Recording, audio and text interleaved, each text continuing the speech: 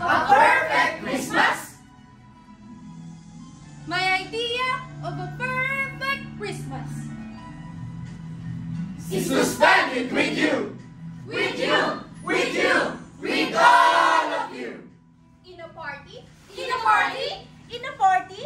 Yes! In a party. Or dinner for two. Anywhere would do. Celebrating the Yuletide season. Always lights up our lives. Simple pleasures are made special too when they share with you. Looking through some old photographs. Faces, faces, faces and friends we'll always remember. Watching busy shoppers rushing about in the cool breeze of December. Sparkling lights all over the town. Children's carols in the air.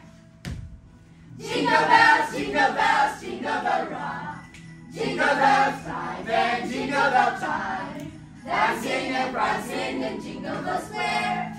In the frosty air.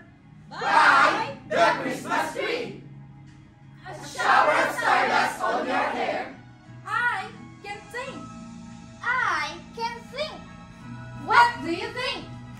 I can think of a better Christmas than my wish coming true.